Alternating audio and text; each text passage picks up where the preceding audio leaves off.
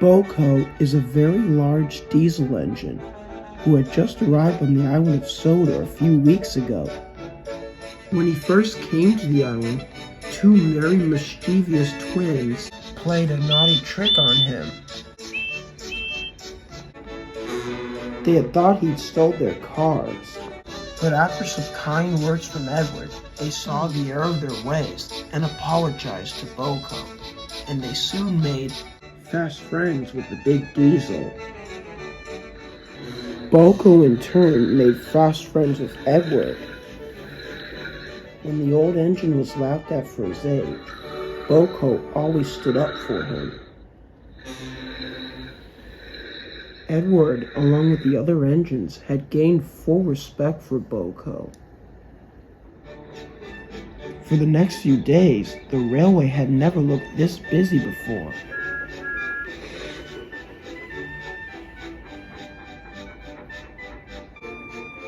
With the harbor on Thomas's branch line now opened, the engines and their crews found it hard to get some shut-eye.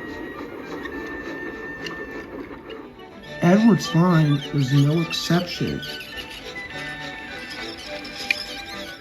More people were brought to the island, and more coaches had to be added to Edward's express runs.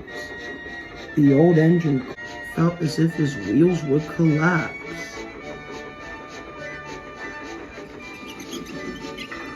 By the time they arrived, Edward was exhausted. The passengers that stormed out of the coaches didn't help either. They scrambled into the platform, angrily telling the station master how slow Edward was, and how cramped the coaches were. BoCo pulled up alongside. He could see how exhausted his friend looked. "I'll tell you what," he said to Edward kindly. "How about I take your next train for tomorrow? You can have a good long rest until another train is stuck up Gordon's Hill."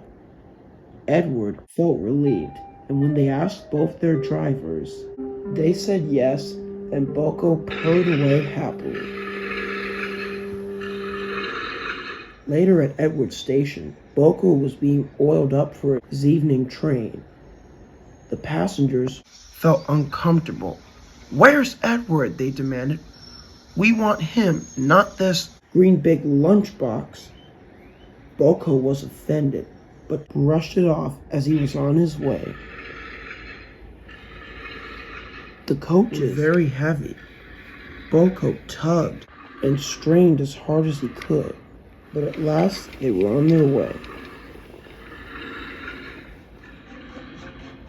Soon BoCo was enjoying himself, but not for long. By the line near Henry's Tunnel, a group of enthusiasts stood by the fence near the line. They wanted to take some pictures of really fascinating engines they see. However, one man was so desperate to see an engine, he climbed the fence and walked towards the tracks. The others begged him to come back, but he took no notice. They didn't have to worry now, as a familiar whistle tooted in the distance. Thomas chuffed into view, with Annie and Clarabelle singing not too far behind. "It feels so great to be an engine," thought Thomas. Just then, he saw the enthusiasts, and they all had cameras. Thomas put his biggest smile ever. "Beep, beep. Hello." Then there was trouble.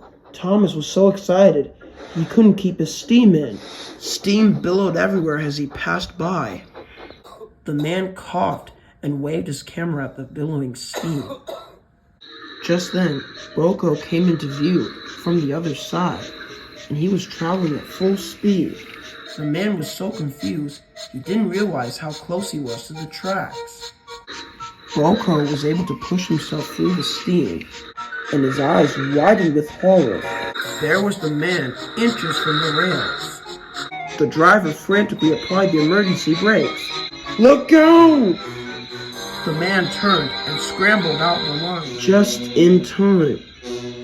Everyone stared in silence. The man was speechless. He hadn't expected another train to come while he was taking photos of another. BoCo stammered. Sorry for the inconvenience, he stammered. No, said the man sheepishly. All the fault is mine. I shouldn't have been standing too close to the rails. The others agreed. Next day, stay with us, they grumbled.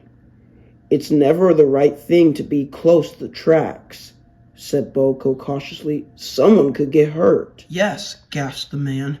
But you prevented that, Mr. Diesel. Oh, please, blushed BoCo.